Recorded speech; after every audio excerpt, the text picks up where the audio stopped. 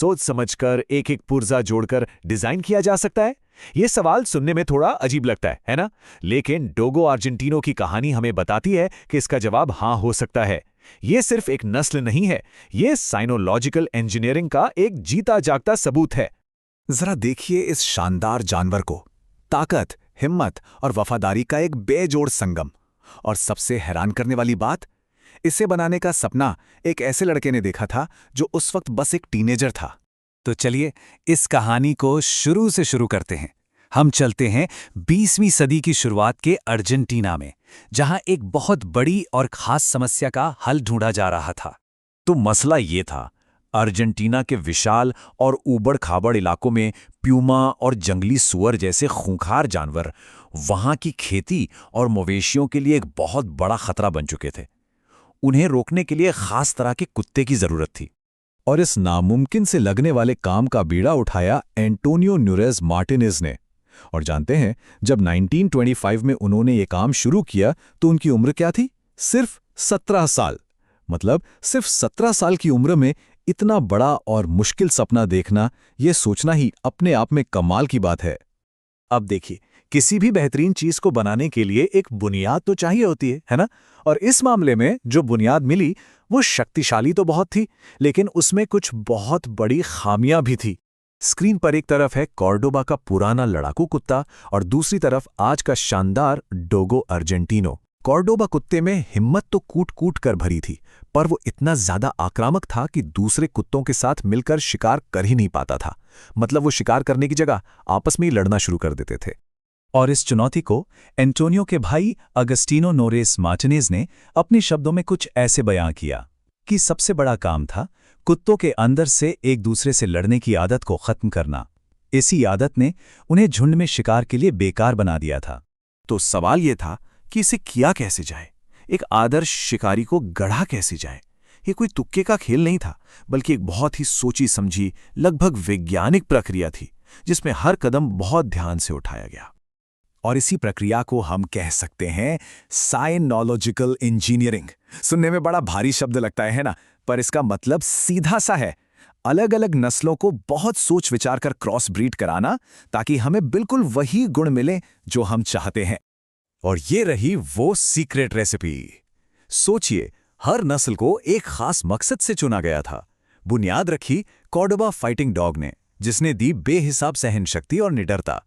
फिर उसमें मिलाया गया पॉइंटर, ताकि सूंघने की काबिलियत लाजवाब हो। ग्रेट डेन से मिला ऊंचा कद, तो बुल टेरियर ने दी जिद और वो शानदार सफेद रंग।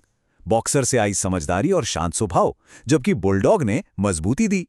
पावर और सफेद कोट को और पक्का करने के लिए पिरेनियन मास्टिफ को लाया गया। रफ्तार के लिए आयरिश वुलफाउंड और जबड़े की जबरदस्त पकड़ के लिए डॉग डी बोल्डो को चुना गया। और आखिर में स्पेनिश मास्टिफ ने सिर को बड़ा और शक्तिशाली बनाया। मतलब 10 नस्लों का एक परफेक्ट मिक्सचर। लेकिन जैसा कि अक्सर बड़ी कहानियों में होता है, एक भयानक मोड़ आया। एक ऐसी त्रासदी हुई जिसने इस पूरी मेहनत पर पानी फेरने का खतरा पैदा कर दिया। ये टाइमलाइन इस नस्ल के मुश्किल सफर को दिखाती है। 1928 में एंटोनियो ने पहला स्टैंडर्ड लिखा, लेकिन फिर आता है साल 1956, एक काला दिन, जब एक शिकार यात्रा के दौरान ही एंटोनियो की बेरहमी से हत्या कर दी गई। और उनके साथ ही उनका सपना, ये नस्ल, सब कुछ खतरे में पड़ गया। सालों के संघर्ष के बाद आखिरकार 1964 में अर्जेंटीना और 1973 में एफसीआई ने इसे दुनिया की पहली और अकेली अर्जेंटीनी नस्ल के तौर पर मान्यता दी। ये समझना बहुत जरूरी है कि हालात कितने बुरे थे। एक तरफ एंटोनियो की मौत हो गई और दूसरी तरफ उनके भाई अगस्टिन को राजनीतिक कारणों से जेल हो गई। ऐसे में ये नस्ल लगभग खत्म होने के कगार पर आ गई थी।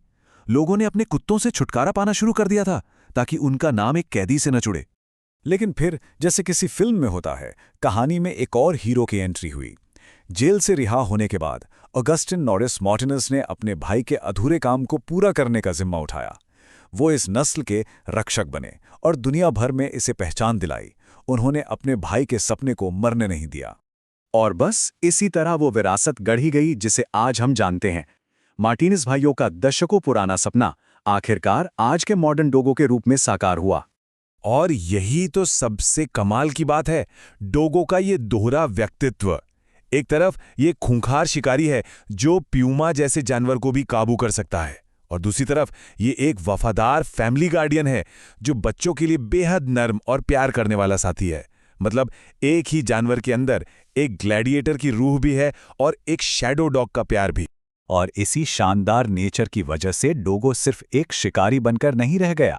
उसकी समझदारी और स्थिरता ने उसे एक अविश्वसनीय रूप से मल्टी टैलेंटेड वर्किंग डॉग बना दिया है। सोचकर देखिए, बड़े बड़े जानवरों के शिकार से लेकर सर्च एंड रेस्क्यू मिशंस तक, पुलिस और मिलिट्री के काम में, और तो और सर्विस और गाइड डॉग के तौर पर भी ये नस्ल बेहतरीन काम करती है। तो घूम फिर कर हम वापस उसी पहले सवाल पर आते हैं, क्या वाकई एक कुत्ते को एक मशीन की तरह इंजीनियर किया जा सकता है? डोगो अर्जेंटिनो की कहानी चिल्ला चिल्ला कर कहती है, हाँ बिल्कुल किया जा सकता है। ये सिर्फ एक कुत्ता नहीं, बल्कि एक सपना, दशकों की मेहनत और अटूट लगन से बनी एक जीती जागती सांस लेती हुई उत्कृष्ट कृति है।